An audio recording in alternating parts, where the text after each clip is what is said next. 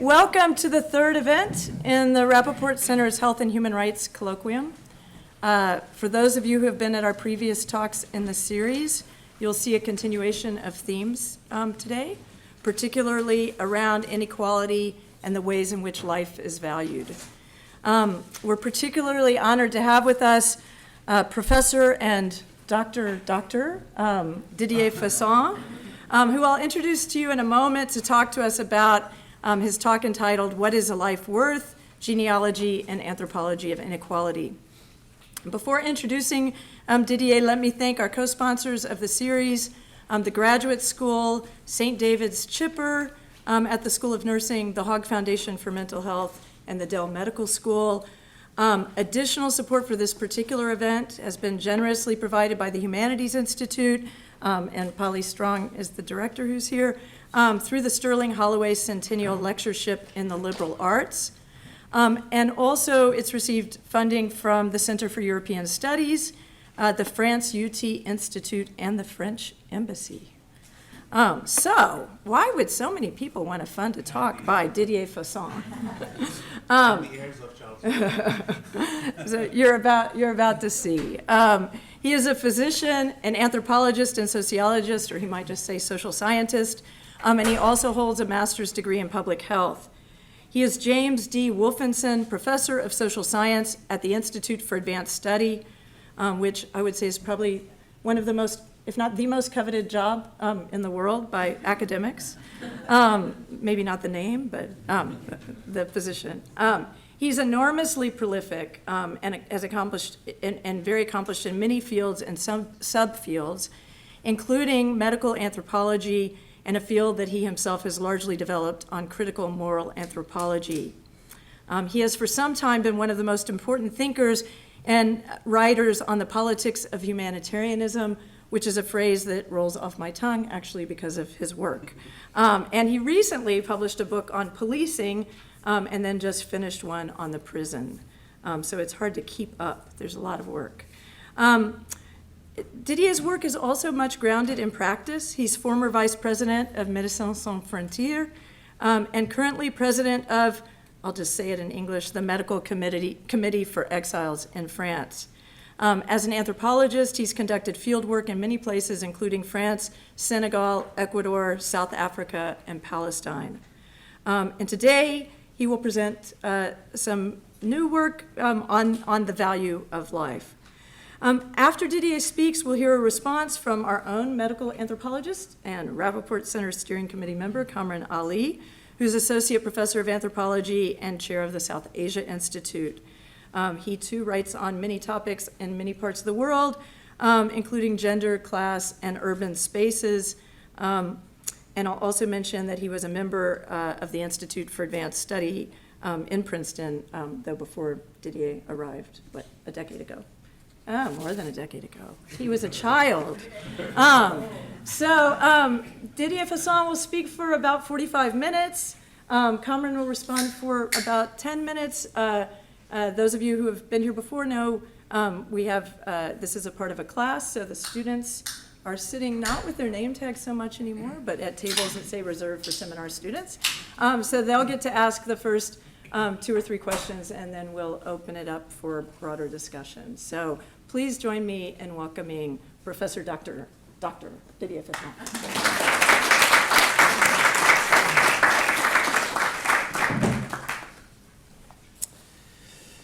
Thank you very much for this presentation and these kind words.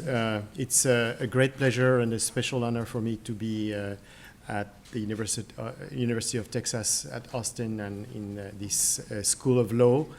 I want to thank the Rapoport Center for Human Rights and Justice, as well as the Humanities Institute, and I will not mention all the other institutions you evoked earlier. And I want to thank, in particular, Professor Karen Engel and Professor Stephen Sonnenberg, as well as William Chandler for inviting me and convincing me, I must say, to come to give this talk.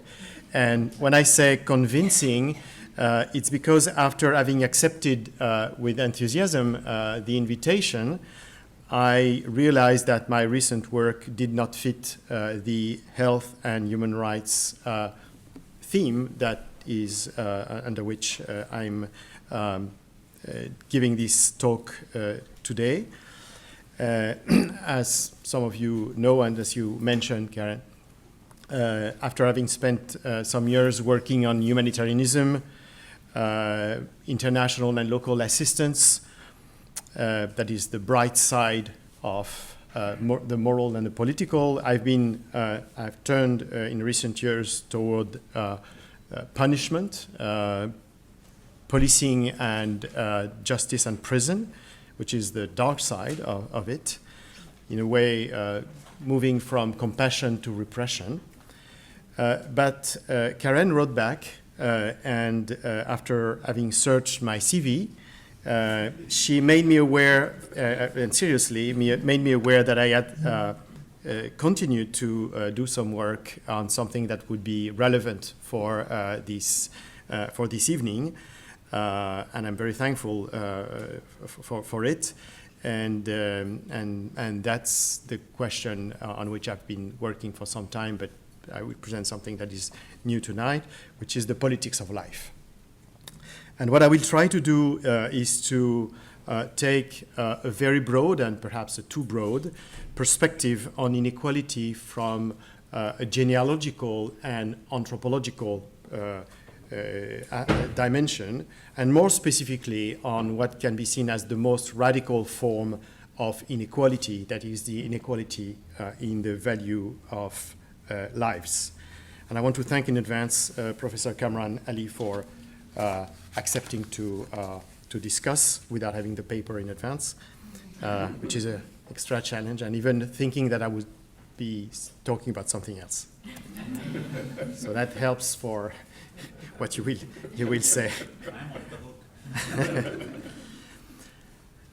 So, in what is often considered to be the first tentative comparative ethics in anthropological literature, namely the systematic parallel between Christian morality in Western Europe and the morality of the Gaukugama of New Guinea highlands, Kenneth Reed, an anthropologist, in a 1955 essay states, quote, "From the standpoint of Christian ethics, men are moral equals. As persons, their value is constant. The spiritual component in which all men constitute their person also confers on them an incomparable value which man is required to recognize and to espouse above all others. This worth is inalienable. It is also intrinsic, belonging to all men irrespective of status or individual accomplishments and irrespective of what they do or may have done in the usual moral sense. Thus, the absolute value of the human person is prior to all other created values." Unquote. By contrast, for Kenneth Reed, the Gaukugama of New Guinea assume that the value of man, quote, is dependent on the position they occupy within a system of interpersonal and intergroup relationships, which has for corollary that moral obligation is what he calls distributive, in the sense that it varies with this social positioning of individuals, unquote. A striking example of this ethical difference, the author pursues, concerns homicide. For the Gaukugama, he writes, "It is wrong to kill a member of his own tribe, but it is commendable to kill members of opposed tribes, provided that they are not related to him. Whereas," and I continue to quote him, "for the Christians, attitude toward homicide is indissolubly linked with the intrinsic personal value of the individual, and including the reader in his supposed moral community." The anthropologist, Kenneth Reed, concludes, quote, "With us, the individual life has an absolute value, which is greater than and quite sharply distinguished from a value which is conferred by a specific social tie or by a membership of a particular social group. With the Gaokugama, however, the value of an individual life is primarily dependent on these social criteria, unquote. Thus, the sanctity of human life and the equal values of all human beings would be a crucial element of the foundation of the Western heritage. Writing almost half a century earlier, in 1912, from a radically different perspective and criticizing Adolphe Quetelet's famous thesis about the average man, Maurice Halbwachs, the French sociologist, suggests there are good reasons to think that a society has the mortality that suits it, and that the number of deaths and their distribution at the different ages accurately expresses the importance a society attaches to prolonging life more or less, unquote. This importance concerns life in general, as well as the lives of certain categories whose differentiation by sex, age, or profession translates into disparities in death rates. Mortality cannot be described as a random phenomenon, just as death cannot be regarded only as a physical event. Quote, death and the age when it happens depends above all on life, on the conditions where it unfolds, and these conditions are social as much as physical, unquote. To think that the average duration of life would merely result from the laws of chance supposes, for the French sociologist, that I quote again, that the importance attached to life in a given society does not vary, which is definitely not the case. And indeed, the unequal value of life is the essential cause of the variation of mortality, unquote. So here, death is therefore a social fact whose fluctuations reflect the oscillation of the valuation of life. Now, how can one account for these apparently contradictory positions? Is it possible to reconcile the affirmation that the equal value of all humans is a foundational postulate of our world, and the acknowledgement that the relative worth of lives is what explains the disparities in mortality rates in our societies? Is the anthropology of life irreparably incompatible with the sociology of lives? An obvious answer to these questions would be to consider that Kenneth Reed's idea that all human lives are equally sacred pertains to the moral realm and expresses an ideal principle, whereas Maurice Halbwachs' assertion that all human lives are not worth the same concerns the social world and describes an empirical fact, as opposed to ideal. Both authors would certainly have agreed on this distinction. But rather than trying to solve the contradiction, my intention here is to push it somewhat further, to recognize that the two statements tell us something different and that their confrontation is more heuristic than their tentative addition or subtraction. The first one is qualitative and has to do with the recognition of life as supreme good. We can call it biolegitimacy. The second one is quantitative and concerns the difference in the actual valuation of lives. It represents the ultimate form of inequality. I insist on the difference here between the singular and the plural, life as an abstract principle and lives as concrete events. By considering the symbolic, that is life as inviolable, and material, that is life as duration, dimensions of life from the perspective of equality and inequality, I intend to bring back into anthropology and social sciences an idea of life that is not biological but physical, inspired by Georges Canguilhem's pioneering work An important field of research has been developed on the living matter and the life sciences around Paul Rabinow, sometimes under the expression of life itself, for Sarah Franklin, later expanded as the politics of life itself for Nicholas Rose, to quote just two famous authors on this question. Yet, the physicality of life I am contemplating here does not reside in the cells or the genes, but in a body and an experience. The shift I am suggesting is therefore from life as an object of science to life as the matter of an existence, delimited by birth and death, life as it is lived by human beings.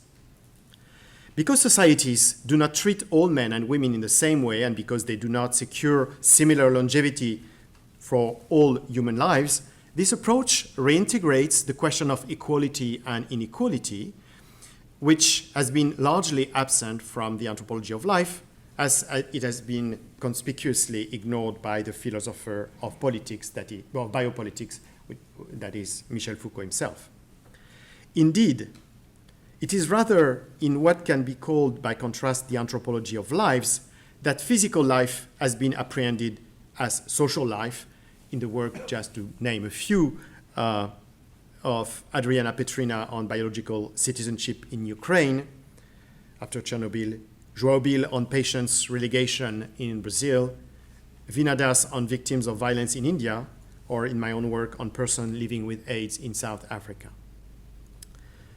Reorienting the anthropology of biopolitics towards an anthropology of life, which is therefore quite distinct from what Michel Foucault's project. My intention here is to propose not an ethnographic study of life, but a more general discussion regarding the inequality of lives and its invisibility.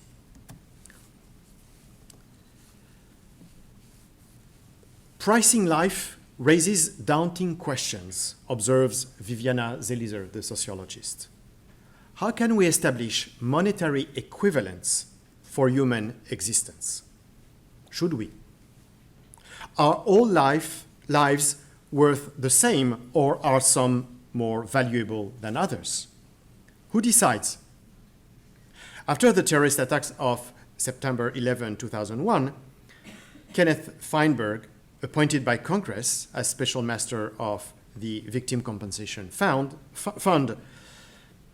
faced such troublesome issues because his compensation scheme used lost economic values as its main standard. Survivors of victims with low or no earning received significantly less compensation than high earners, unquote.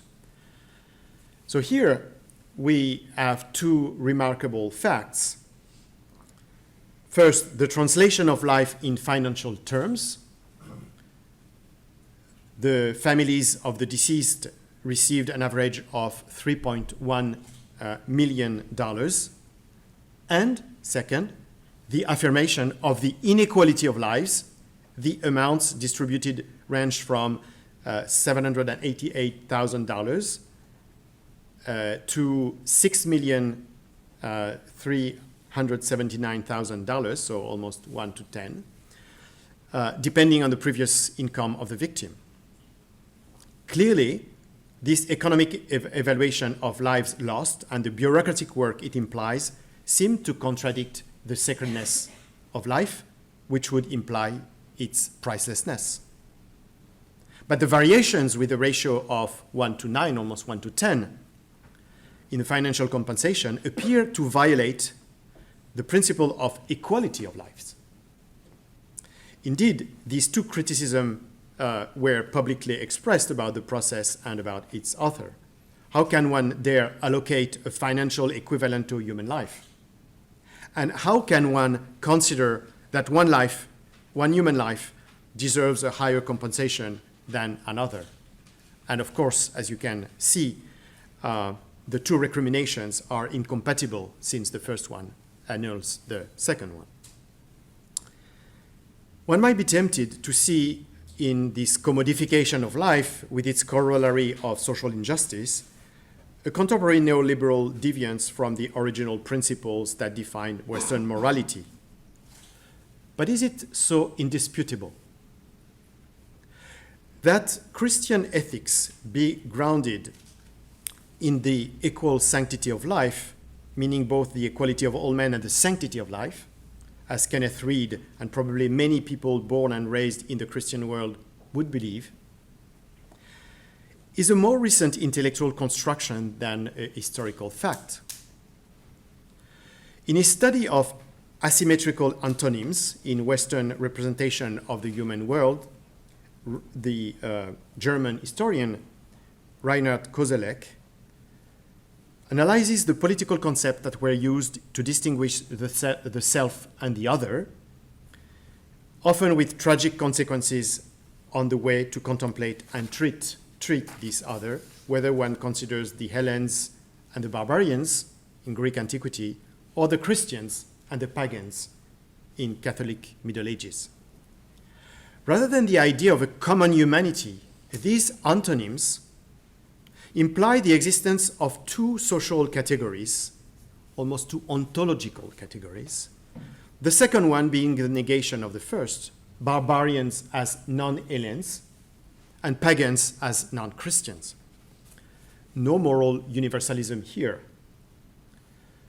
This representation of human beings at concrete outcomes in words and acts in the Catholic world, explains the German historian, Muslims and Jews were both racialized and caricatured, described as perfidi and inimici Dei, accused of blackness both literally and metaphorically, which justify combating and killing them. The Spanish Inquisition pushed this logic to an extreme, repressing even the conversos.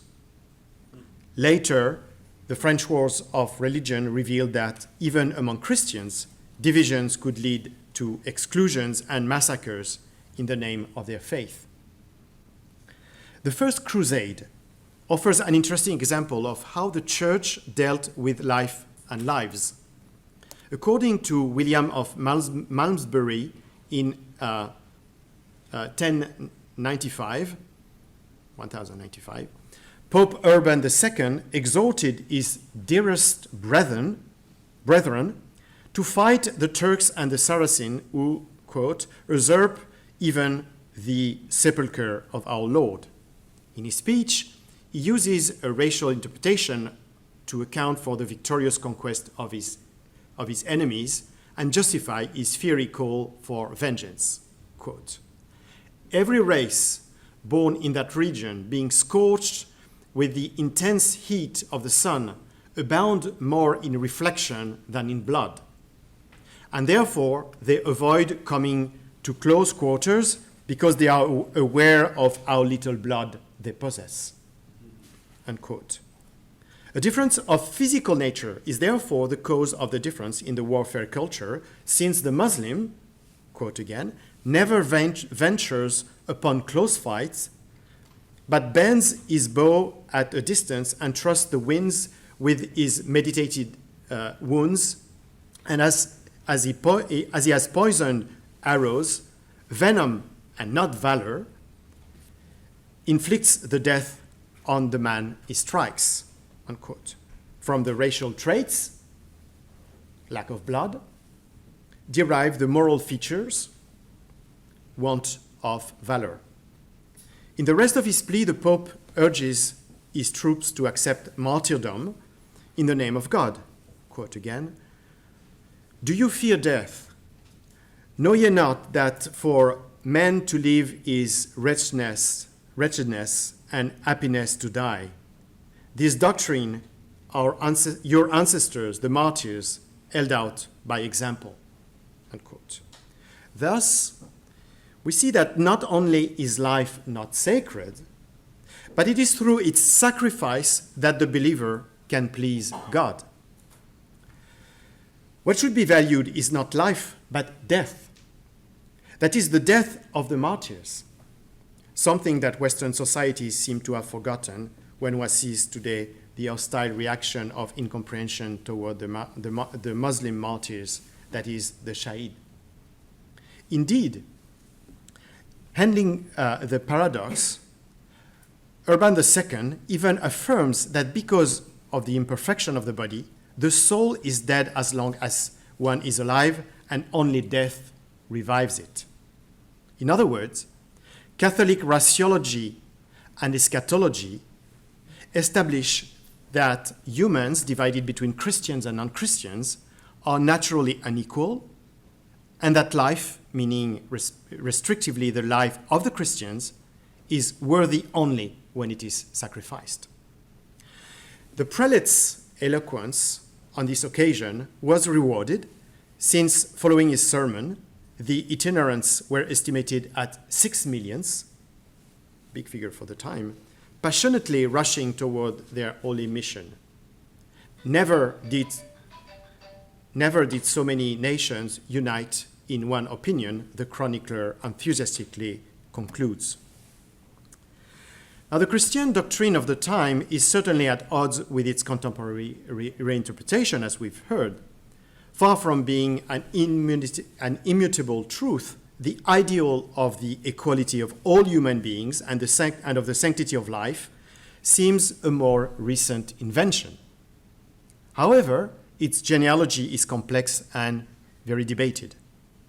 Whereas it is often considered that the concept of humanity comes from Enlightenment, having reached its more powerful expression with Kant, the first edition of the Dictionnaire de l'Académie Française in 1694 already provides this definition of man. Reasonable animal, in this sense, comprises the entire human species, and of humanity, human nature, kindness, honesty, goodness. And these two meanings of mankind and humaneness are even abundantly present much further in time in Cicero's work in the dual form of commune humanitas, in association with jus or causa, and of cum humanitate, in association with clementia and mansuetudinis. Entonces, we have these two dimensions of humanity as mankind, species, and humaneness, sentiment.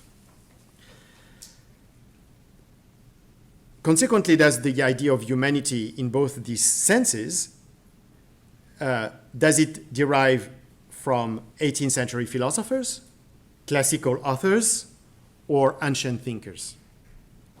Even more troubling, while Giorgio Agamben situates the origin of the sacredness of life in the ancient Rome with the figure of the Homo sacer, Hannah Arendt devotes a chapter to life as the highest good in her book, The Human Condition, as you may remember, in which she focuses on a Christian society whose fundamental belief in the sacredness of life has survived, but argues in the chapter on the social question of her essay on revolution that the French Declaration of Rights of Man privileged, quote, the rights of life and nature rather than the rights of freedom and citizenship, and that the French Revolution, as well as those later influenced by Marxist ideology, were merely nourished by the necessity of biological life itself, unquote.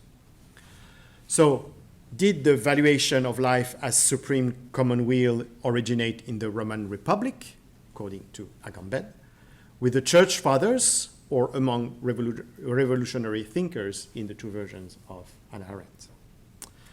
But rather than tracing the uncertain genealogy of this principle, it may be more reasonable to analyze how and where the ideas of common humanity and sacred life came together. The first approach, often celebratory, consists in examining foundational texts of modern societies. Thus, Lynn Hunt begins her history of human rights with the terms of the preamble of the Declaration of Independence of the United States in the first draft written by Thomas Jefferson, which you know certainly better than I do. Quote, we hold these truths to be sacred and undeniable, that all men are created equal and independent, that from that equal creation they derive rights inherent and inalienable, among which are the preservation of life and liberty and the pursuit of happiness.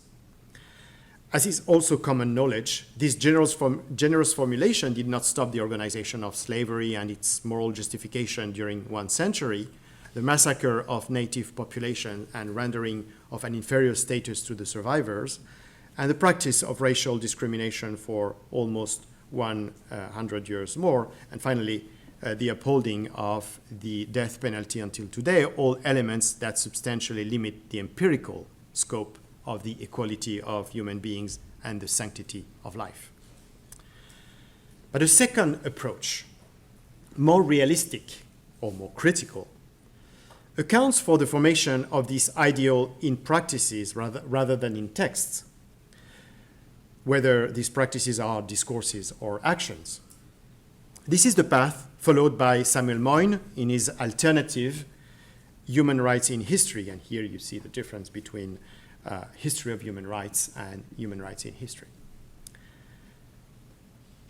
in which he is attentive to how, I quote, to how and when human rights took shape as a widespread and powerful set of aspirations for a better and more humane world, which leads him to propose a much shorter history, so not going back to 18th century, but starting in the 1970s as this novel utopia replaces previous ones that had served to combat colonial oppression, capitalist exploitation, or class domination.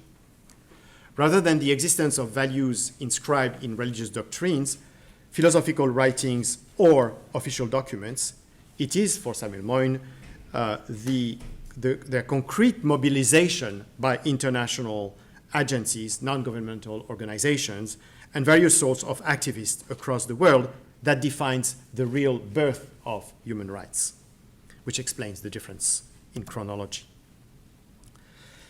Adopting this perspective, which is the one I've been working on, the more short-term perspective, that is when these questions became part of a public debate and became part of international policies. One can assert then that the recent emergence of humanitarianism epitomizes the encounter between the two principles of human equality and sacred life. Humanitarianism, indeed, is founded on the responsibility toward all mankind and on the obligation to save lives wherever they are threatened. Interestingly, the remote origins of humanitarianism take two distinct forms in two different historical moments. And here again, we have two chronologies that are possible. The anti-slavery movement in the late 18th and early 19th century, which proclaims the equality of all human beings, pleading for the abolition of the slave trade and the emancipation of slaves, and the affirmation of humanitarian rights on the battlefield at the end of the 19th century, emphasizing the protection of wounded soldiers and civilians.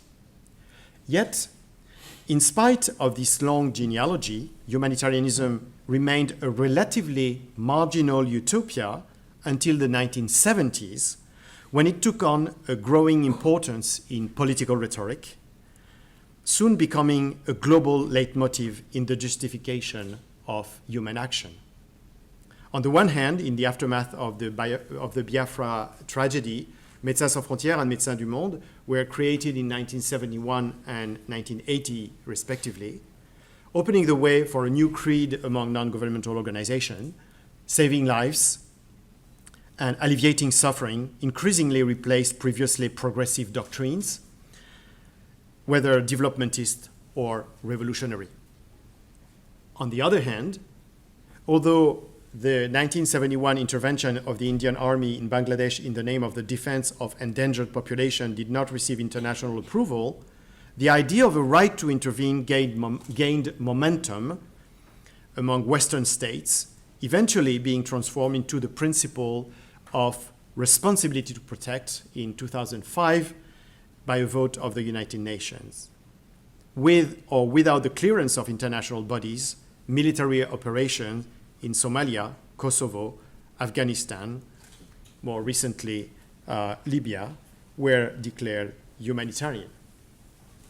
This parallel evolution of non-governmental organizations and states, as I just recalled, consecrated a new language in international relations.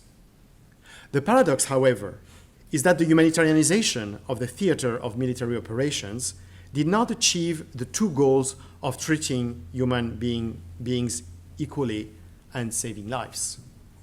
Thus, whereas the 1999 intervention in Kosovo was described as humanitarian by the Czech President Václav Havel and the British Prime Minister Tony Blair, the decision by NATO commanders to have bombers fly at an altitude inaccessible to Serb anti-aircraft defense led to ballistic errors that resulted in the death on the ground of at least 500 Albanian-speaking civilians. In order to obtain a zero-death objective for Western pilots, and indeed no casualty were suffered, one had to accept substantial so-called collateral damage among the very population in favor of whom the operations were decided. Even in the context of peacekeeping operations, the way local populations are treated often reveals dramatically differential norms and values, as was the case with the Canadian troops securitizing Somalia in 1993. Far from being exceptional, as the military authorities argued, racism was constitutive of this form of mostly Western presence in the global South and generated various kinds of abuse, including murder. And as you know, this Western presence has been very much replaced by Southern presence in the South in recent years. In some cases, the death of local civilians killed by mistake or purposely can lead to compensation, which in fact confirm the inequality of lives. In Iraq, in 2006, the tariff set by the US government was $2,500. By comparison, it was $400,000 for a US soldier killed in the line of duty. The life of the former was 160 times less valued than that of the latter. In a much more benign manner, but with sometimes no less tragic outcomes, non-governmental organizations themselves do not escape these logics. The distinction in their personnel between expatriates and nationals implies substantial discrepancies in terms of employment contracts, remunerations, and rights. Undesirable and unintentional effects may also include the impossibility to provide nationals costly medical treatments, which are available for expatriates, and even to ensure the former the nationals' protection in case of attacks, which generally spare the expatriates. In 2004, the ransom paid for the release of a doctor of the Swiss branch of Médecins Sans Frontières taken hostage in Dagestan was rendered public when the Dutch government sued the humanitarian organization for not repaying the money that the Dutch government had loaned it. One learned on this occasion that the price of the life of a Western aid worker could be as high as 1 million euros. By contrast, in most places where relief is conducted in the world, local workers, that is, those of the country, are usually not kidnapped, but simply killed. Belligerents or gangs operating in these areas do not consider them to be serious candidates for ransoms. So to return to the compensation provided for the families of victims of 9/11, both the principle of a financial evaluation of a human life and the dissimilar implementation of this principle should not be a surprise.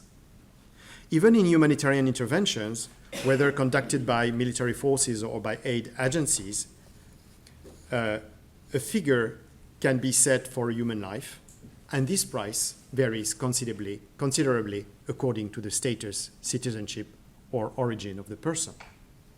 The fact is all the more remarkable, however, since the ethical premises of humanitarianism are based on the sacredness of life and the equality of human beings precisely. What it suggests is that the valuation of life as supreme good does not mean that it is priceless, and that the affirmation of its universality does not prevent compromises in practice. This conclusion, which might have been a cause of perplexity for Kenneth Reed, would probably have seemed quite reasonable to Maurice Halbwachs. Now let's move briefly to the second aspect, statistical lives. There is a distinction between individual life and statistical life, writes the economist Thomas Schelling. Let a 6-year-old girl with brown hair need thousands of dollars for an operation that will prolong her life until Christmas, and the post office will be swamped with nickels and dimes to save her.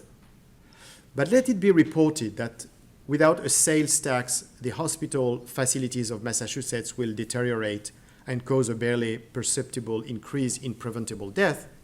Not many will drop a tear or reach for their checkbooks, unquote. This brief observation by an economist celebrated for his contribution to game theory can actually be interpreted on two distinct levels, emotional and cognitive. The first one, emotional, concerns the attachment one manifests toward the suffering individual, in that case a little girl, as opposed to the distance one feels for figures of death, the Massachusetts patients.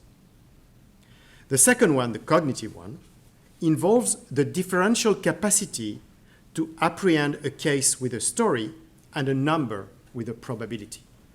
So it's not only emotional as one might think, but it's also cognitive. We are more susceptible to act in favor of the little girl than of the prevention measure, not only because we are moved by her concrete situation, but also because we cannot seize the abstract reality of the second example. Statistical lives are not only more distant, they are also more opaque. Hence, their social and moral invisibility. In the introduction to the famous Discourse upon the Origin and the Foundation of the Inequality, Jean-Jacques Rousseau establishes a distinction between what he calls two kinds of disparities. Quote, I conceive two species of equality among men. One, I call natural or physical inequality, because it is established by nature and consists in the difference of age, health, bodily strength, and the qualities of the mind or of the soul. The other, which may be termed moral or political, because it depends on a kind of convention and is established or at least authorized by the common consent of mankind. And he adds, it were absurd to ask what is the cause of natural inequality, seeing the bare definition of natural inequality answers the question. It would be more absurd still to inquire if it might not be some essential connection, if there might not be some essential connection between the two species of inequality. Unquote. So not only for Jean-Jacques Rousseau, not only is it ludicrous to investigate natural inequality, but it is also preposterous to attempt to relate it to moral inequality. What was missing at the time is an instrument and a concept to think of physical inequality as being socially determined. The instrument is statistics, and the concept is that of population. To become visible, this disparity necessitated the formulation of tables of mortality, which the English mathematician John Graunt, considered to be the founder of the statistical study of population, had conceived in the 17th century. Yet the acquisition of this method was not sufficient. To establish the existence of social inequality in death rates or life duration, which is the same, two other elements were indispensable. The elaboration of a socioeconomic stratification and the intuition of the correct interpretation of the link between the two. At the end of the 18th century, for instance, the French demographer Jean-Baptiste Maud succeeded in the former, that is, the elaboration of the socioeconomic stratification, but partially failed at the latter, that is, the interpretation of the link between the two.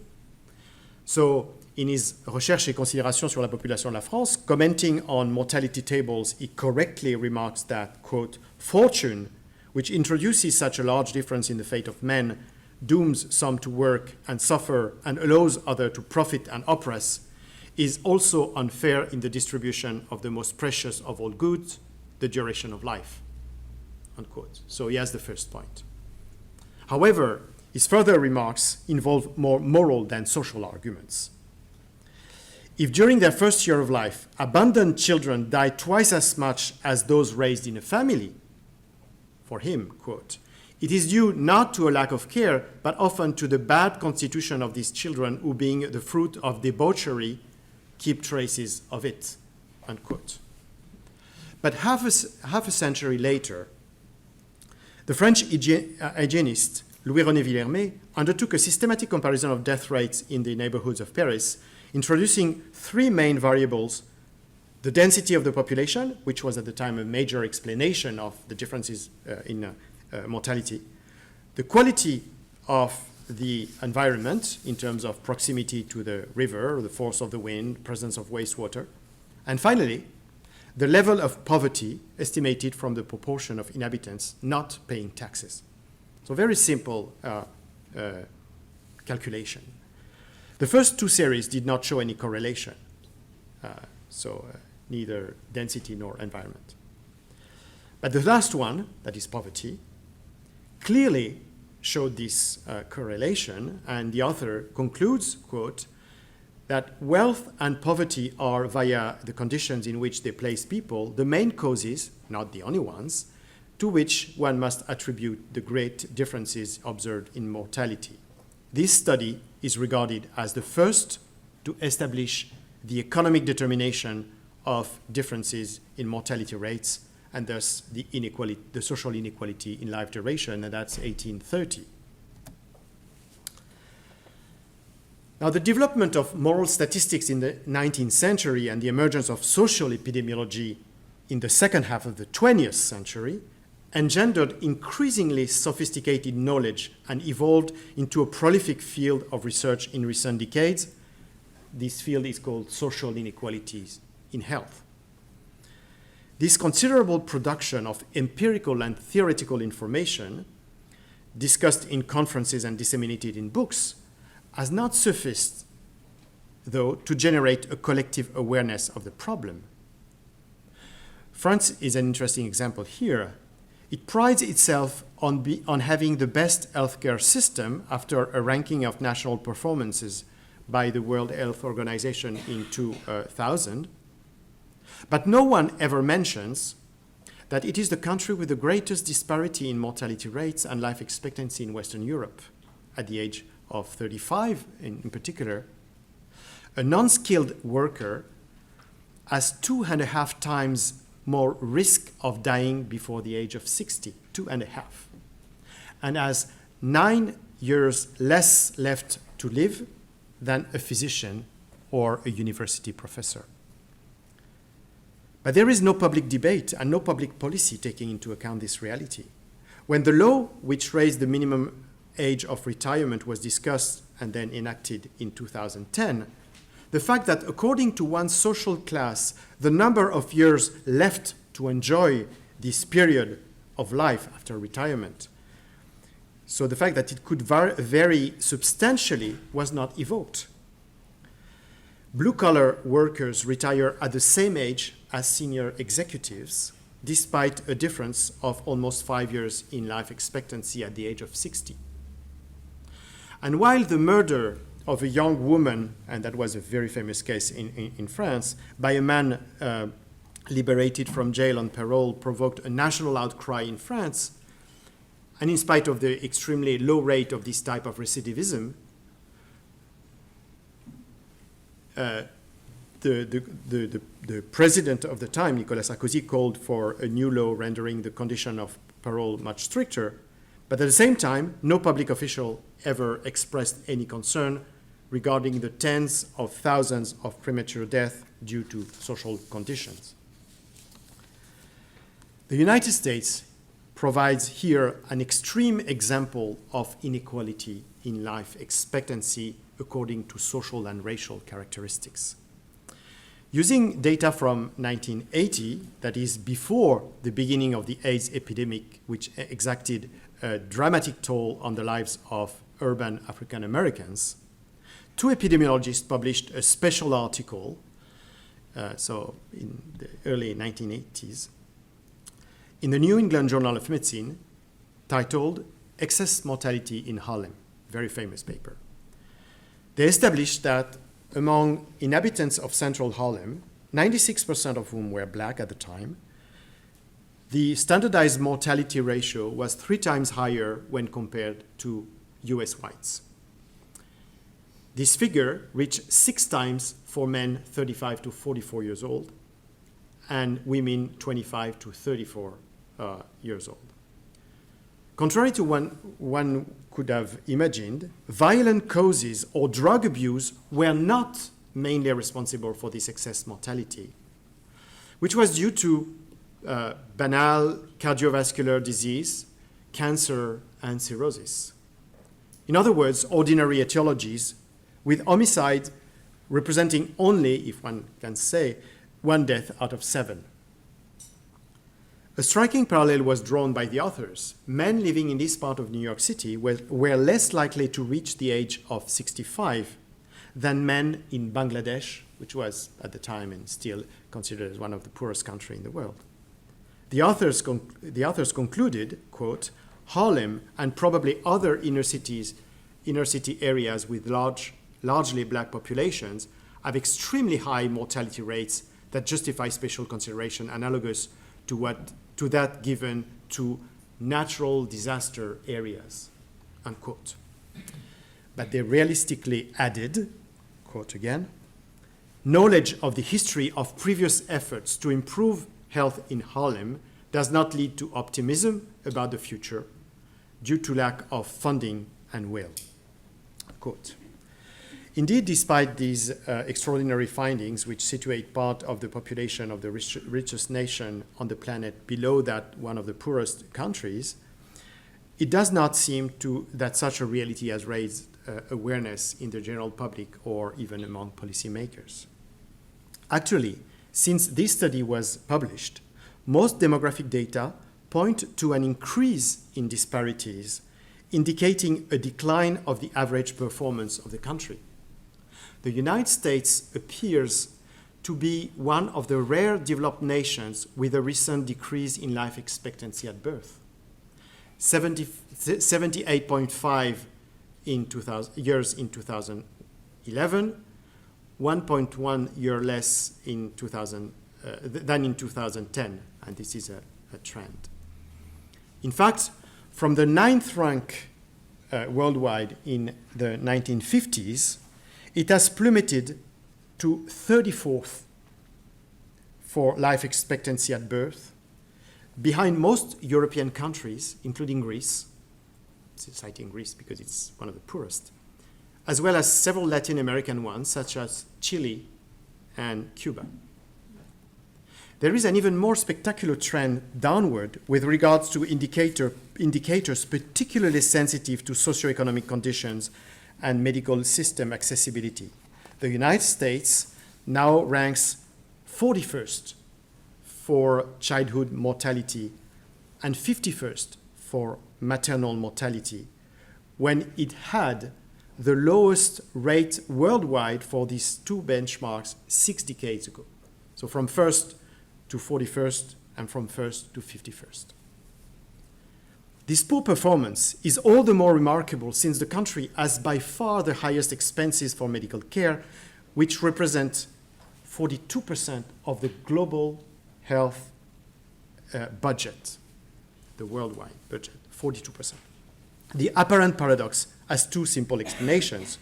First, the profound disparities in access to the medical system imply that part of the population spends large amounts on health while many have minimal coverage, 20 million being completely excluded from care even after the application of the Affordable Care Act. And second, on a more general level, it is important to remember that it is well established that medical care has, in fact, little impact on health disparities, which are essentially dependent on structural factors such as education, labor, employment, and housing. But the overall disastrous mortality rates and life expectancies in the United States only represent the quantitative aspect of a broader situation which can be analyzed in terms of valuations of lives through qualitative terms, considering living and housing conditions, the decline in welfare benefits, and the practice of mass incarceration, that is, the experience of precarious lives in dire circumstances with uncertain futures. Statistical lives are not an abstraction, they are a reflection of concretely lived lives. In her article on, that's the title of it, Life, Chance, and Life Chances, Lauren Dustin, the US historian of science, opposes what she calls two social fantasies. That of the Borgesian lottery, which randomly distributes social places, and you can change, in your lifetime, you can change your social position. And that of the Rawlsian veil of ignorance, which fairly allocates resources to citizens. Luck reigns in the first example, justice in the second paradigm, and chance, of course, in both. Using this distinction, one can understand why, when reality moves so flagrantly away from the ideal of justice, luck seems to be a reasonable option to account for one's fate. In a world of profound inequalities of life chances, fairness is difficult to lucidly envisage, and most people tend to believe that their existence is like a lottery. Rather than confronting the unjust social system that produces so deep disparities in the value of lives, those who benefit from it consider that people deserve to be where they are, whereas those whom it penalizes are doomed to accept it, hoping for the moral relief of religion or the financial assistance of charities, with the distant expectation that chance might favor the next generation. The meritocratic myth and the philanthropic practices allow the reproduction of this delicate balance, which justifies and consolidates the inequality of lives. The imagined case of the little brown-haired girl needing a vital operation and of the hospital improvement preventing numerous deaths is an allegory, that of Thomas Schelling, of course, is an allegory of which real examples are not lacking. Emotional mobilization, cognitive apprehension, and social awareness are much more intense regarding the few, mostly white, middle-class, unfortunate victims of a shooting than the hundreds of thousands of mostly black lower-class lives lost due to social inequalities. The fact that the didactic fable concerns a girl whose life is threatened could, however, be a pretext to examine the unfavorable situation of women in many parts of the globe that translate into dramatic differentials in mortality rates and life expectancy. Rarely debated in the public sphere and little acknowledged by public policies, these statistical lives are rendered insignificant. Yet, the disparities they reveal are the indication of the value that a given society is ready to recognize to the life of the human beings who constitute it. But this public secret is well kept. To conclude, and very briefly, confronting Kenneth Reed's view of ethics and Maurice Halbwach's approach of demographics raises important questions for contemporary societies. The affirmation of the sacredness of life and the equality of human beings, which is indeed part of the modern creed, can thus be put to the test of the reality of unequal lives, which contradicts both principles, even in the domain where one would assume that they are best defended, humanitarianism, and in the country where they are allegedly foundational to the spirit of the nation, that is the United States. This contradiction might be one of the most pressing questions to be addressed by the social sciences as well as by contemporary society. It may be that the social sciences do not have the solution, or at least an easy solution to the problem, but at least they can contribute to reveal its existence, its determinants, and its urgency when contemporary society continues to turn a blind eye on the persistence and even increase in the inequalities globally, nationally, locally, with regards to what a life is worth. Thank you.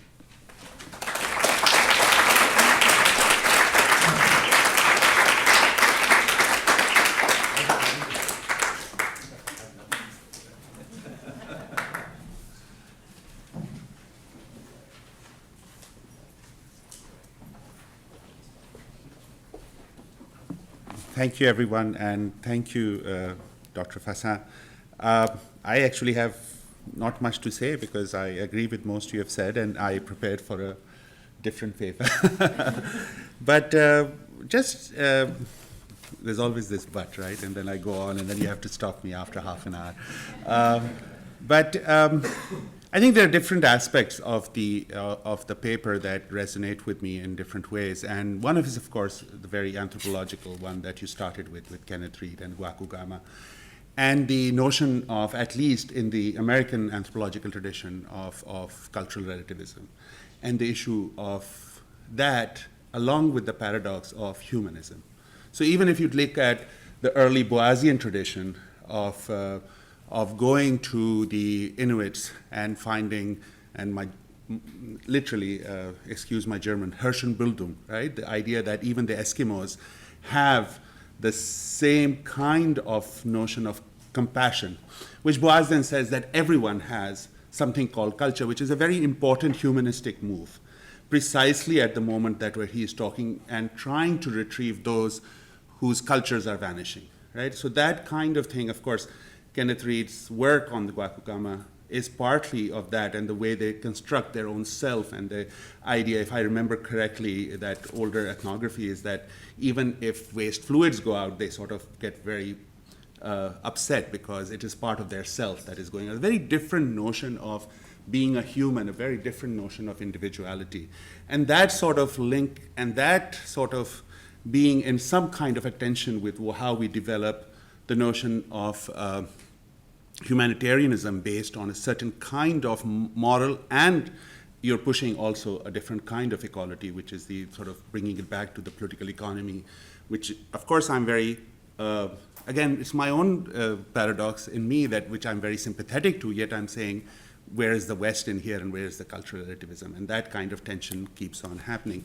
I'll read something to exemplify what I'm trying to say, and then go back to the paper that you had shared with us, not to explain everything in the film, but to try to link up with some of the things you have said. I have worked on population issues in the way that Professor Fassin had talked about, but also in terms of reproductive health and fertility. And sometimes in anthropological terms or social science terms, we have a kind of a humanistic attitude towards, a kind of a critical attitude towards numbers and towards statistics and towards people who are trying to intervene in humanitarian terms, but anthropologists want to look at it in terms of more the human experience terms rather than the abstract number terms.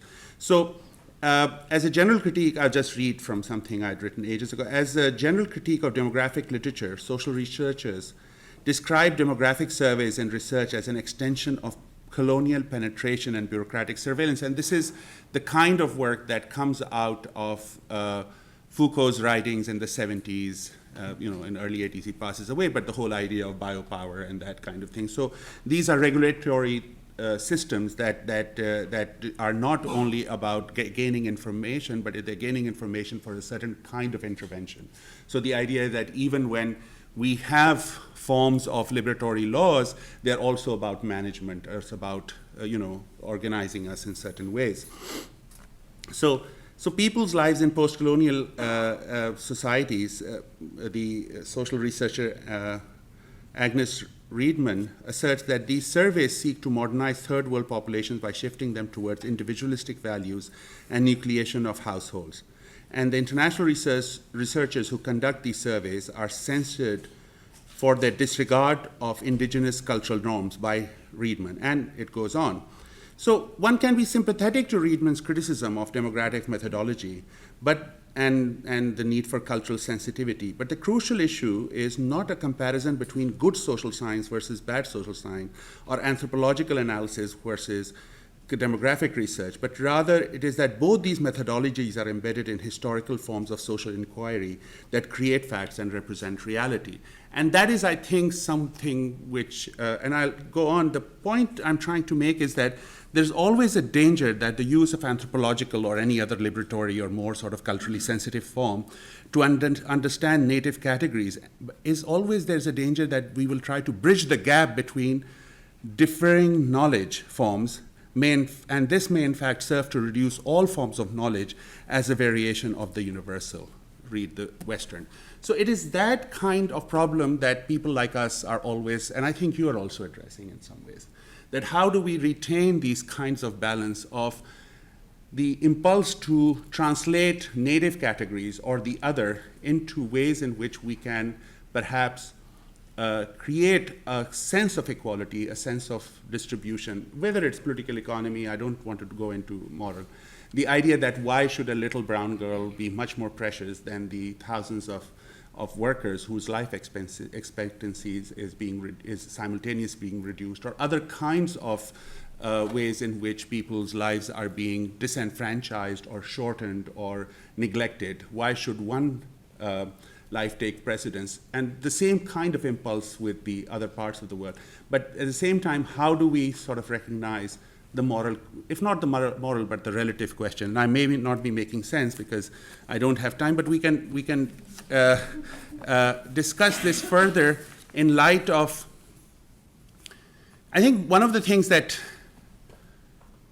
this reminds me also of, the second section of yours is, although you don't, and there may be differences definitely, is also the way in which Foucault in his sort of late 70s lectures developed the issue of racism, along with the issue of biopolitics. And that racism is not about, it may be about the racism that we think about in terms of phenotypes and ethnicities, but it's a racism in which the development of biopolitics, the way in which statistics and other forms of aggregate information gathering, whether it's fertility rates or morbidity rates, at some juncture there is a relationship between that modern society and the old sovereign's right to take life. And who gets to live and who gets to die, and I'm paraphrasing him, he has a different, very eloquent construction, is then based on this notion of racism, which I think partly can be the issue that you are also talking about, that certain people can be left to die without, and certain lives are precious and worth saving, and other lives are precarious because of the various vagaries of unemployment, lack of health care, various forms of uncertainties, contractual jobs, and things like that, that there are certain populations that can, it's not about the actual killing, but it is the thing of the neglect that could lead to, as you said, shortened lifespans and morbidity rates, which are higher in certain populations and mortality rates than others. So these are sort of I've gone into another page. I was commenting on a Bengali film, so I've just thought, well, this is not the one. Which is about precarious lives as well, which is about the 71 revolution, independence or freedom of the independence movement of Bangladesh. So I think the issue of racism in those terms makes it a much more broader kind of category, and it can also make us think that it is not about, at least in Foucaultian terms, the sort of labeling of certain kinds of government, whether it's welfare or capitalistic or socialistic, is actually quite harsh on a socialist experiment. But it is the is the maintenance of certain kinds of technologies of power that inevitably lead to these kinds of neglect and killing. So then is the issue of what is social change and how does one intervene, whether humanitarian terms or otherwise. And I think then it also doesn't remain, in a certain profound way, a moral question, because the argument is, is the argument about liberalism, that these kinds of neglects and exclusions is intrinsic to it rather than as an afterthought. That is what I was trying to go with Agnes Reedman, that it's not that there is a good science and a bad social science, but there are certain intrinsic ways that neglect and exclusion are part of the modern episteme, which then needs a very different kind of politics.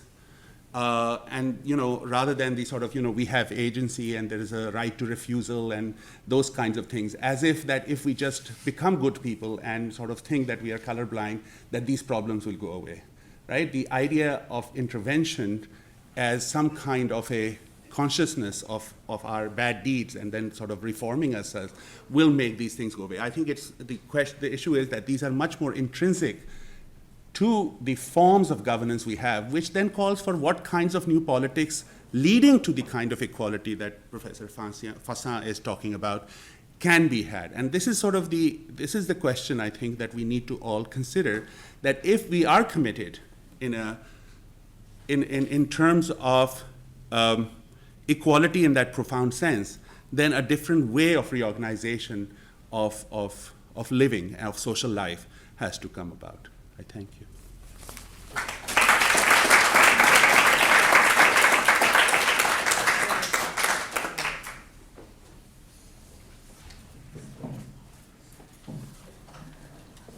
Thank you very much for your comments, and I think I have to take myself the questions. Well, do you want to respond for a moment? Or Well, should we open I think I've spoken quite a bit, so I think it's your turn, and I'm very happy to. I can call on you both, because Okay. we'll start with the students. But thank you very much for No, your I comments. appreciate it. I'm sorry if it was incomprehensible. That's very interesting. I'm looking at the tables of students. Yes. Hi, so I was interested in your discussion about values of statistical life. So VSLs can be really powerful. Excuse me? I'm sorry, the value of statistical life. So like placing a dollar value. So that can be useful in negotiating in private industry, especially when there's sort of negative externalities like pollution that causes like health costs. And so having an actual value to place in a life can be really compelling to these industries who are really cost focused. So it does seem beneficial in these kinds of scenarios to use those numbers, but obviously it's very much counter to what we sort of think of, that what we should be, how we should be thinking about life. So what are your thoughts on how we should sort of handle that? Oh, I'm sorry. I am Charlotte Chamberlain. I'm a public policy student in the LBJ School of Public Affairs here at UT.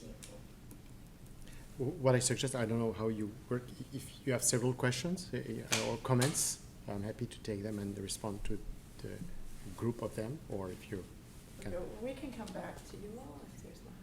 And Of course, if there's only one question. you have a zinger over here. Jamie. Jamie Galbraith, James Galbraith at the LBJ School.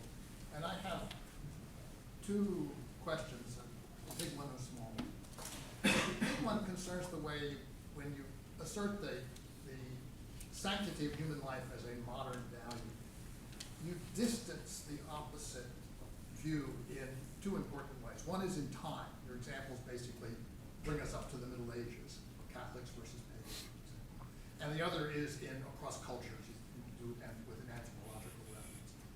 But the reality, I think, is that genocide as a practice is much more recent and much more modern than that. The last massive one in Europe ended in 1945, and the last ethnic cleansing in Europe, I think, is 1996 in Ukraine. So it's a very recent phenomenon of inside cultural Europe, the West, of pushing groups to extinction or out of their homes. So I'm wondering sort of why you did that, or whether that was a conscious choice. And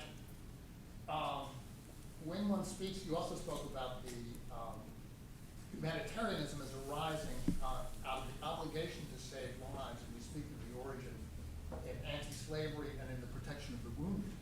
But I would have thought that at least part of that in recent times also comes follows on from the Genocide Convention.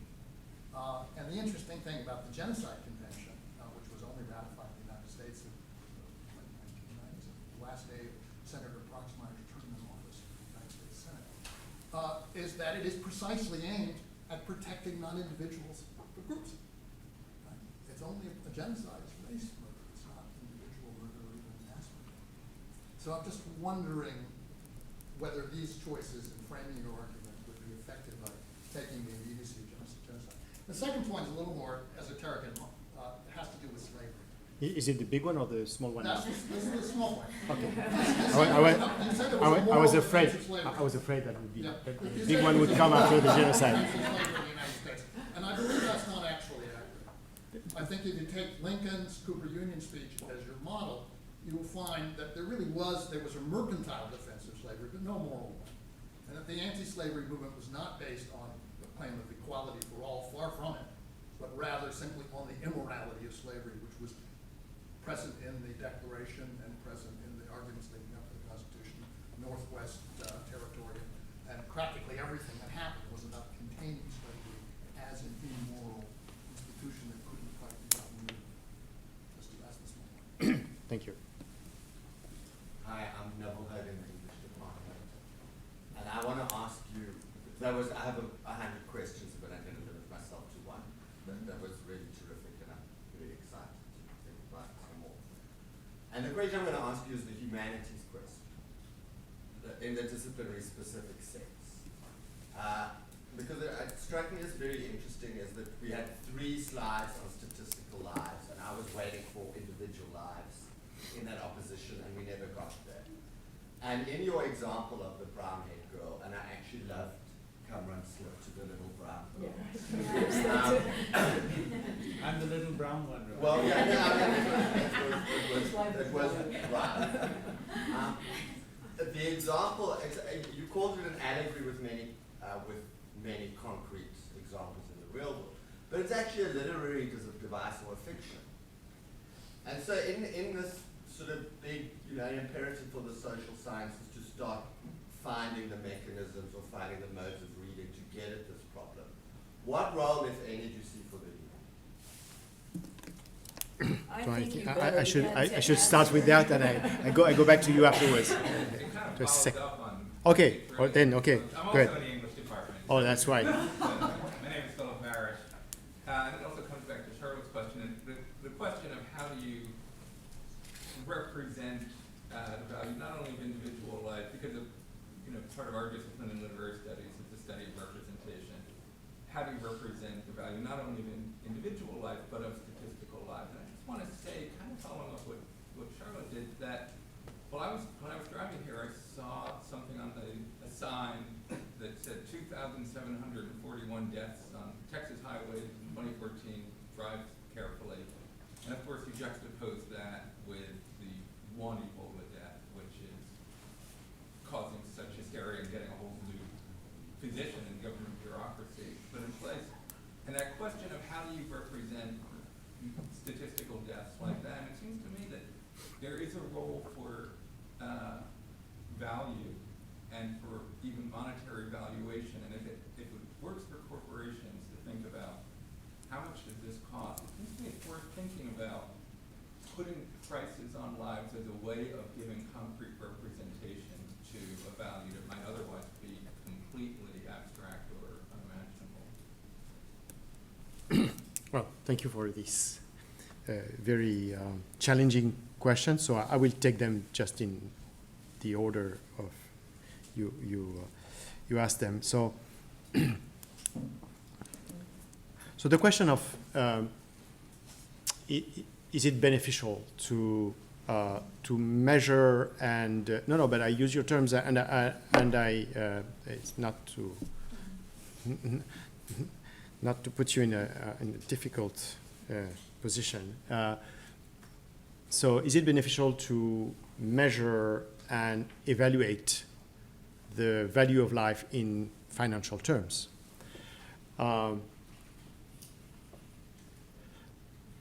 My general point of the whole talk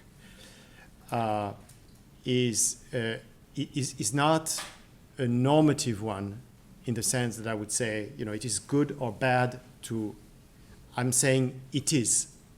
And I'm saying it is, and it unveils some of the contradictions of a society in which one says it is sacred, so it should be priceless. And you have people saying that. It should be priceless. But then you have a value. And it should be all values equal, and then you see that there's a 1 to 9 in that case, or 1 to 160 in the Iraqi case. But I'm not saying it as the Iraqi case, they should get $400,000 for each of the between 200,000 and 1 million Iraqi who died after, as a consequence, not as a consequence of the war started a decade ago. That would be a very heavy toll on the budget of the United States and its allies. But it's not really. It's not at all. What I want to bring in the conversation is the kind of it's a kind of disruption of the comfort of having this anthropologist, which by the way is a very respectable and as you said a very innovative anthropologist, Kenneth Reed. But this is something you could hear every day when you hear an official in the United States, or when you hear an official in France, or and I'm talking about the two countries I know better, but that would be many countries. You would have this kind of very self-satisfactory discourse. And what I'm trying to bring is the kind of discomfort, but simply by bringing facts together and trying to think them. So I'm not saying that we should not do this evaluation, and I think for the people who received that money, most of them, a few of them refused, but I think very few, I think 2 or 3 refused. The other accepted the money, and I'm sure that was not only significant, but also had a very concrete sense simply by the fact of the loss of the money that the person was earning. So there's a real logic into that, and I'm not saying that, but I want to unfold these contradictions that, and some of them being unsolvable, some of them could be improved. For example, when I talk about and I've been concerned by that personally, by the role I had in several humanitarian organizations, the difference in salaries, the difference in rights, the difference in prerogatives, and in the end, the difference in value of life of nationals and expatriates. This is a contradiction that can be very much on which one can work. I mean, So again, I try, and I'm not saying I attain that goal, but I try to be not normative, but analytical and problematizing things that are, in my experience, too little problematized. Now, your question about the origins. Well, about my use of time and space. So using time was a classical genealogical approach, perhaps more a genealogy in the sense of Nietzsche than in the sense of Foucault. In a sense, to go back to the origin of this supposed equality and sacredness of life, so equality of lives and sacredness of life. In the Christian world, and that's where I'm going to in this genealogy, and in fact I'm not very much going to I'm not buying very much the parallel or the comparison with the other societies. In fact, I mentioned Kenneth Reed at the beginning, but I'm not playing my role of anthropologist. I'm not giving you exotic examples of the way, and we have, of course, examples of the way people are treated in other parts of the world at different moments. But I think so. I agree that genocide would be a sort of radical example of the way certain lives are. The continuation of this dichotomy and in a way the annihilation of the Enlightenment project of mankind and humanness as being united in humanity, the sort of intellectual, philosophical aspect and the emotional, sentimental one being in one. And of course, the genocides of the 20th century are part of it. So there was no intention in my mind to reject in a very far past these contradictions. I think these contradictions have been in the most extreme way in the examples you gave. And as you said, some of them are very recent and at the same time, considering that you have softer and more invisible examples, and that's why I gave the cases of France and the United States. The United States being even more extreme in terms of inequality of lives, invisible inequality of life. So I would never use a word genocide or this kind of thing, but there's an inequality of life that makes certain life very much shorter than others and very much less valued than others. The only, I would perhaps not, I mean, of course, the origin of something is always, or the contemporary origin or the causes of a phenomenon are always debatable. As far as I know, and as far as what I've read, I would not think that the awareness of genocide and the idea of nevermore, this kind of thing, has been very substantive or very, very important in the birth of this late humanitarianism I'm talking about. I wouldn't think so. I mean, of course, you know, that could be a. It has on ethics, for example. It has played a very or some forms of international justice. In the case of humanitarianism, I would say it's not so. I mean, the move is not so much populational as it is individual. But there could be, you know, that could be debated, because if you think of the birth of Médecins Sans Frontières, 1971. It's after the Biafra War, which was not a genocide, but which was called a genocide at the time. And as you know, the fact that it was called a genocide brought the British into in a war against in the region and amplified the phenomenon. Just as a Yeah. quick note, there's a special legal standing to genocide, which was invoked only 2 months ago.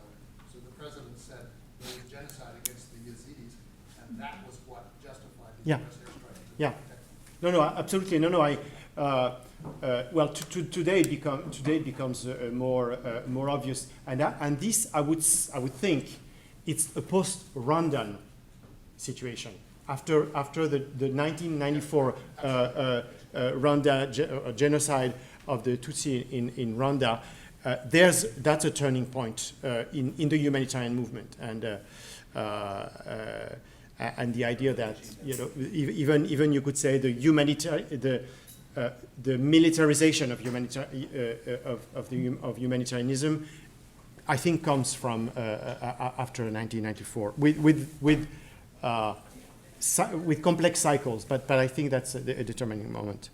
and in terms of the history of slavery, I just used the case of slavery because it is what you read everywhere. That when you read historical books on humanitarianism, or people go back to the anti-slavery movement, because it was a time when the word humanitarianism or humanitarian was often used. But I know that it is a very complex question on which I have not worked, and on which I would not take the risk to debate, and so I give you the point on that. I don't.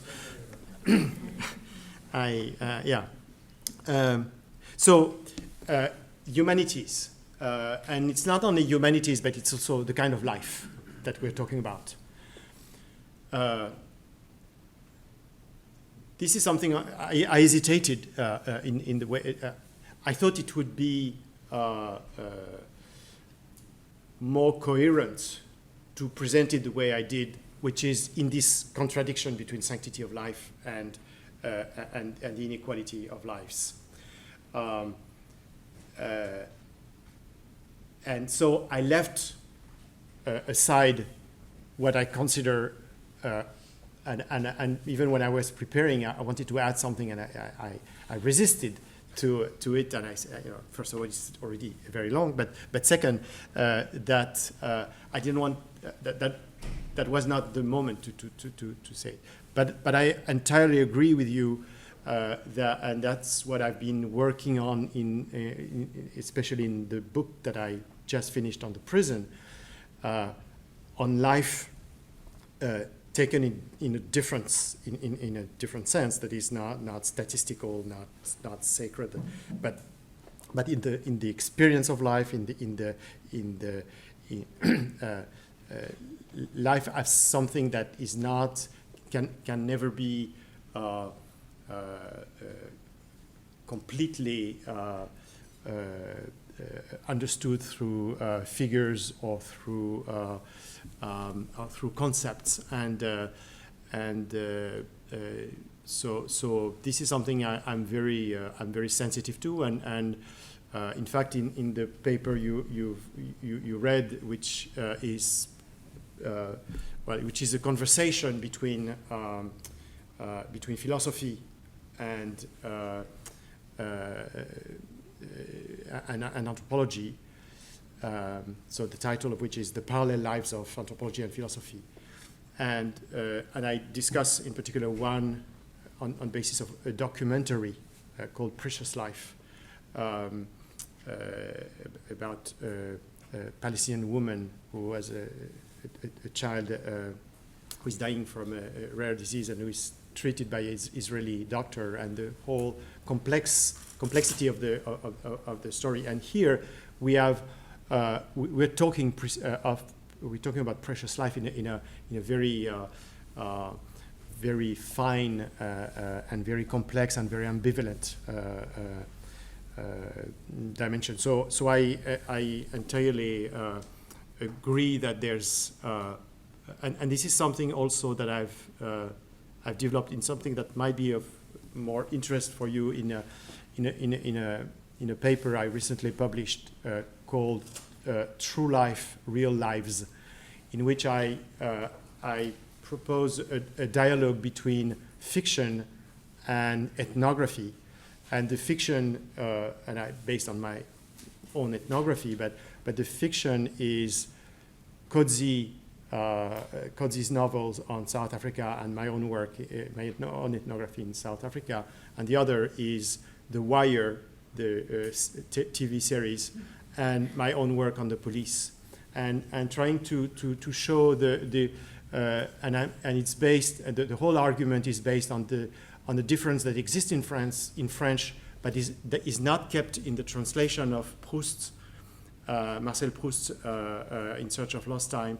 He has a very famous quotation on real life is literature, but he uses la vraie vie et la vie réelle, and so I return to the French to differentiate what is what is true life, which would be sort of vertical, profound exploration of life, of the complexity of life, and real lives, which is the more horizontal exploration of that Martha Nussbaum's vertical horizontal image metaphor.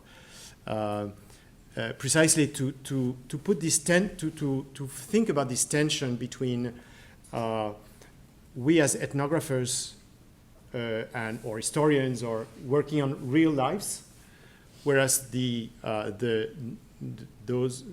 one working on fiction gets in, of course, fictional lives, but get into some truth about life, but then returning the argument and saying, what can we say about true life when we work on real lives, and how much of real lives there is in the true life of those working on fiction. So that's the argument. So I'm really sensitive to and very concerned with what you say, except that in that case I brought epidemiology, sociology, some philosophy, some history, and I thought that was enough for today. But and finally, so. You've already answered my question earlier. Yeah. So you've already answered. Okay, thank you. I had taken notes better. Okay, so we'll take another series, and Sure. actually what we normally do, since you were asking for multiple questions, is if people have something on topic after one question's been raised, if you raise 2 fingers, we can kind of get a thread of questions out in that way. Yeah. So, Nick? Hi, my name is Nick. I'm a student at the LBJ School. In your politics of life, is the sanctity of life motivated by consequential or deontological considerations? Very succinct question. It's big. So, I'll take, these are several, one question. So, Well, Pauline? this may be related to that one. It's succinct at least. I'm Pauline Strong. I'm from the Anthropology Department and the Humanities Institute. I'm wondering if the sanctity of life is taken as an aspiration,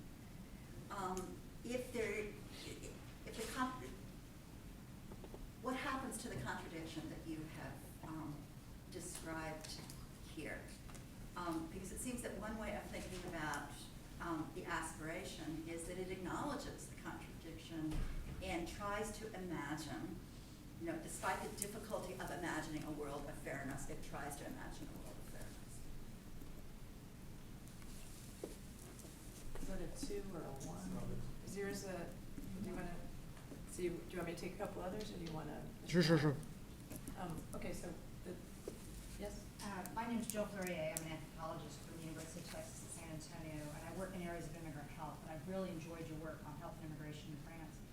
And I also really love the potential of your approach to move beyond Foucault and Agamben to think about immigration and health. How would you think through the special case of the U.S. and the Affordable Care Act not including undocumented immigrants? They seem to fall in between. It's a legal exclusion, but at the same time, and they're not even captured in statistical lives and individual lives. So I'm just interested on your thoughts on all of that. I'm guessing it's a 1, yes. I'm Oren Malacha from the law school.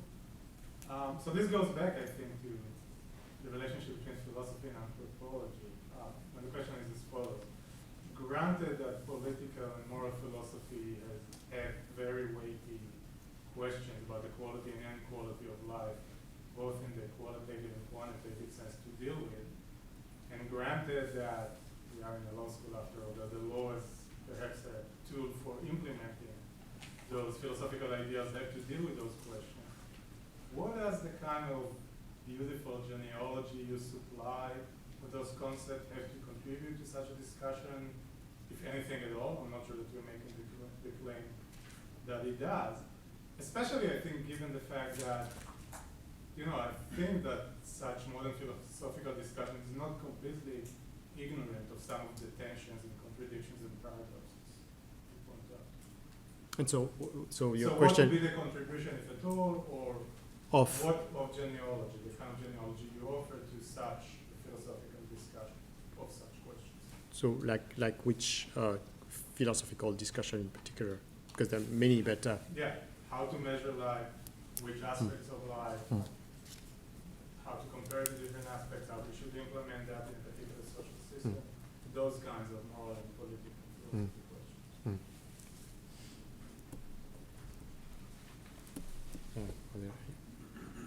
Okay. So thank you again.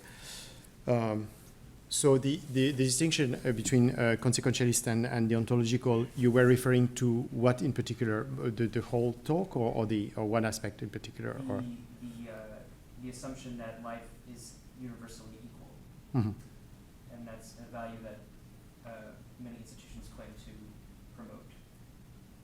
When you talk about it and you defend an idea of it, is it motivated? Are you defending the idea, or are you portraying the idea as based on the consequences or based on the duty that individuals have to value life a certain way? Well, I'm not sure I'm making that difference, but clearly the claim the claim is the claim of principle. It's a claim of duty. It's not a claim of, I mean, not my claim, but the claim Kenneth Reed, for example, is it is based very much in his work. It's very much the some form of moral codes that he's comparing, the moral code of the Gaokugama and the moral code of the Christian, and so the system of obligation and duty in the two systems.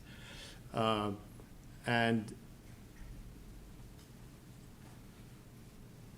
my analysis take it more to the consequentialist side. But I would say two more general things about this,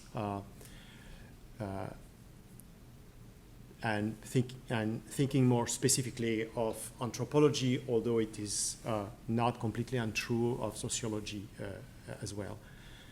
The dominant model in anthropology for the study of morality has been from the 1950s to for half a century has been a Kantian analysis or approach of morality. The Kantian, in fact, rewritten through Durkheim, was himself very much influenced in his definition of the moral fact or determination of the moral fact.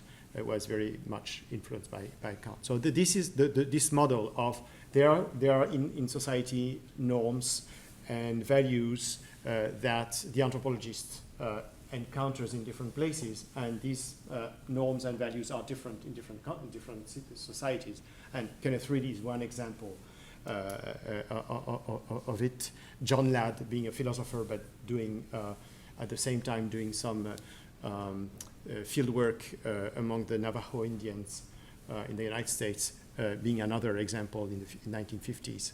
But you have a whole range of, until recently and even now, of people trying to work either on a whole of society or on a smaller unit. Like, for example, someone wrote about the morality of the football fans in Argentina, for example, soccer fans in Argentina. So there are moralities in the sense of a set of norms and values in a given society, and the kind of obligation that if you don't respect lead to sanction, and that's the definition that Durkheim gives of morality. And then from in the first decade of the 2000, you have a move, a very important move toward an Aristotelian approach of or Aristotelian influence through that might be surprising, but through Michel Foucault, and especially the more in particular the third part of the introduction of the uses of pleasure the second volume of the History of Sexuality. And what people have done, people like Saba Mahmoud and Charles Erskine, and more generally Jared Zigan, more generally the students of Talal Assad, who was really the first one to really endorse this approach. But also in Britain, James Laidlaw wrote an important and very influential article and recently published a book on the anthropology of ethics, and James Fabian is also one who has been working in this direction. So here it takes the idea of not of duty but of virtue, and this has been a very influential and very prolific production of people. Some of them working on religion, more specifically, many of them working on religion. Others working on ordinary ethics, and so here it's not a code that would be exterior to people, but it's the work that people do on themselves, the subjectivation, as Foucault would say, that is the production of moral subjects. So it's not that you respect norms and values that are exterior to you, but independently of that, it's the work you do on yourself, and examples of renunciation in religions, in certain religions, for example, has been or piety movement in Egypt, in the case of Saba Mahmoud, have been very important. And the discussion I have with these two approaches, which I find quite interesting, is that obviously there's a third dimension that has not been explored seriously, which is, if we take these three classical approaches in moral philosophy, is the consequentialist. But the consequentialist has, I think, one consequence, which is that if you cannot, at least from a social science perspective, you cannot isolate the moral from other, that is the economic, the social, the political, etc. If you're consequentialist seriously in a social, from a social science perspective, and this is and this is what I'm more attracted to, this idea that that's a difference with philosophy, for example, that philosophy can identify in a very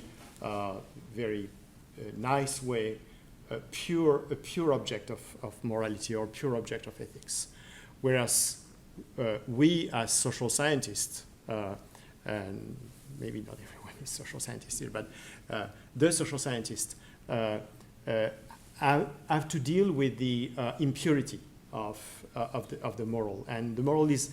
And if you take humanitarianism, for example, you have to deal with this impurity of the object. It's not, and so when I study, for example, humanitarianism, when I began to study, I was trying to think, and that's a discussion I had with a colleague of mine, Peter Redfield, some of you know, working on humanitarianism as well. So what is the humanitarian movement? Or humanitarian agents? Are they more acting on deontological or on a virtue principle? And in fact, when you try to really get seriously either into the ethnography of humanitarian action or in the biography of humanitarian agents, you see that you have a mix of these different dimensions of virtue, of duty, of consequences. So my view is that these categories are extremely useful to think,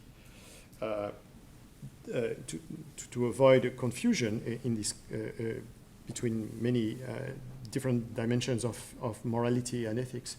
But it might be more interesting, at least that's what I believe, it might be more interesting to bring them together and see how they, in concrete situations, how they get together. I will go faster on other questions, but this one was difficult. Not that the other ones are not. Well, I started with your point. So I said, just as you, in my introduction, I said, well, Kenneth Reed and Maurice Alvax very probably would agree on the idea that what Kenneth Reed describes is ideal, and what Maurice Alvax describes, so that inequality of life, is the real, so in a very simple way. But my idea was to, I agree with that. I agree that there can be this difference between what is an ideal, what is ideal, and what is real, to make it simple. But at the same time, I think it's more productive, more heuristic, more. It brings more important question about contemporary society and its genealogy if we consider that it's not just that. It's not just that. Because I think that even you say, we try to imagine a world fairness. I don't think it's true. I think there's an imaginary of this imaginary, perhaps, but not the imaginary itself. I mean, I think that for many people, they are not imagining a world of fairness. I mean, there's not this imagination.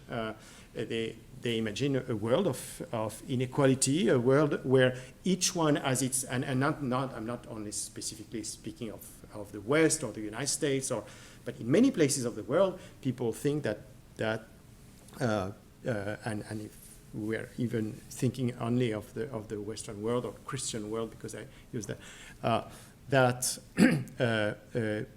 the idea that people are where they deserve to be is something that is very, very strongly entrenched, and even as I said at the end, even when people very, very often when people themselves are victims of these inequalities, they try to account for it in terms that that reinforces sometimes these things. So I'm not saying that there's not this imaginary. I'm saying that this imaginary is, for me, doesn't seem enough, and perhaps not the most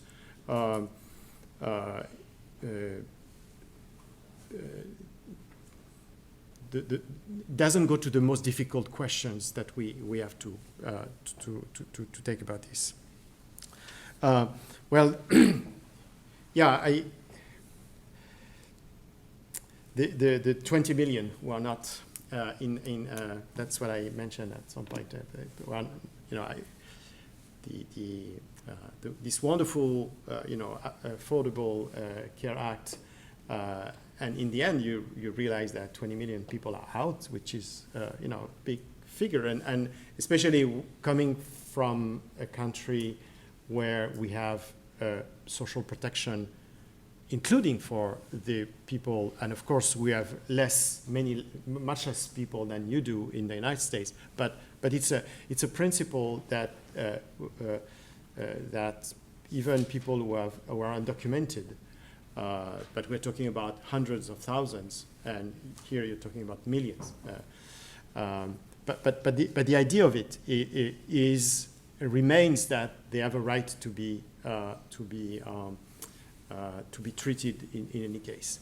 In fact, I think in the United States, the picture is complex. I've not studied it, but the picture, I think, is rendered complex and probably more interesting than one could think, because these 20 million are either rejected, they're rejected on the other side of the border, or, and I think more often, when they reach, when they have access to, but you can contradict me if I'm completely wrong, but at least the part of it which enters the system will be treated under sort of humanitarian philanthropic,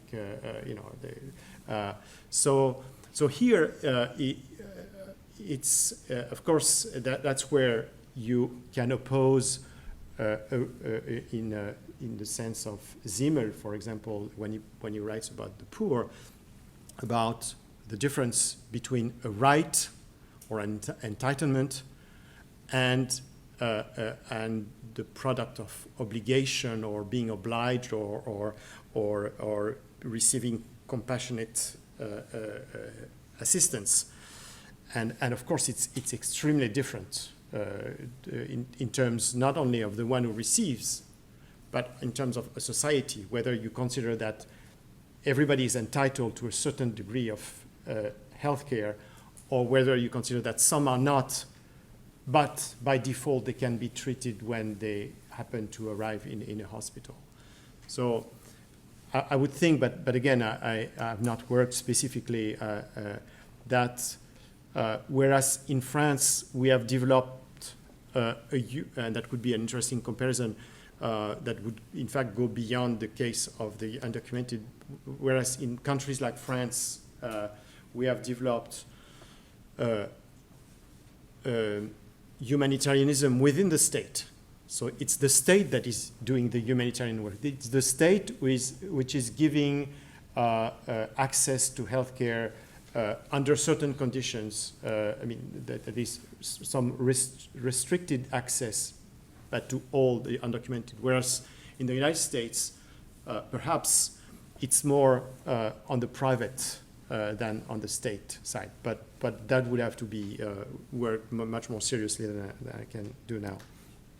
And so the contribution. Well, you're probably as far as my talk today, you're probably the best placed to see if there's any contribution to the philosophers, to the debates in philosophy.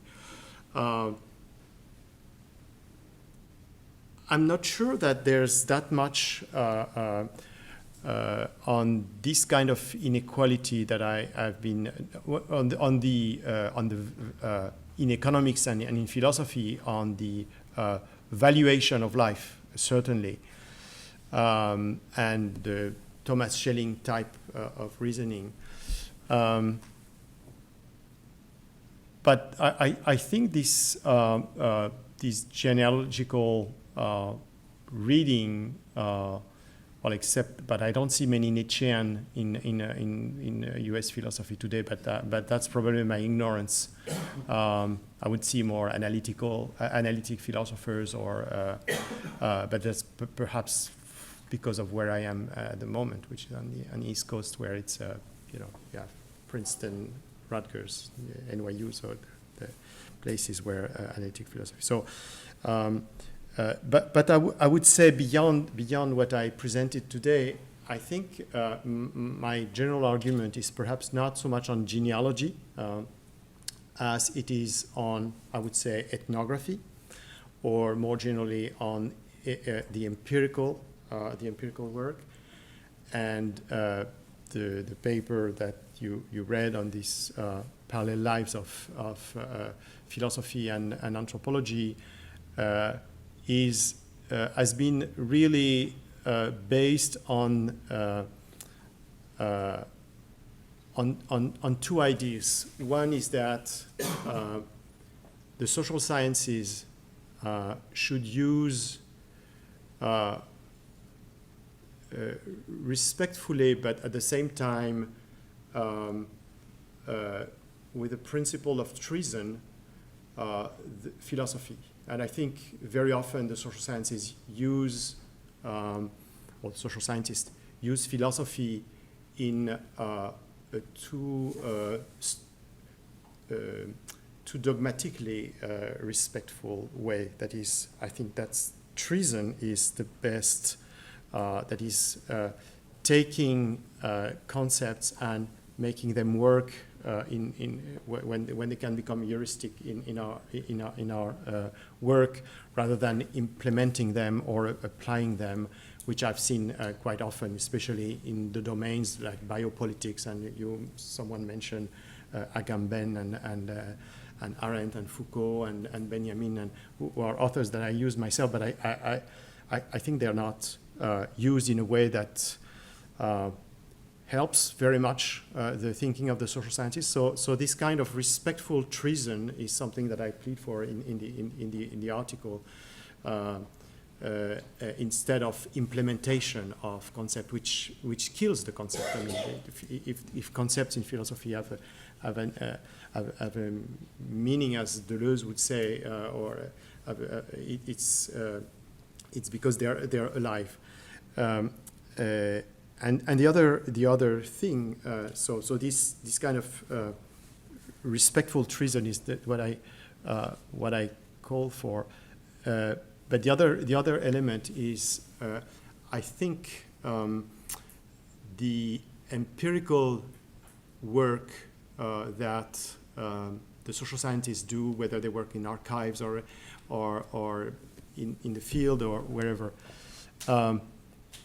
is a form of inquiry that is very different from that of philosophy, and this is where we can precisely, as I said in the case of morality, for example, and ethics,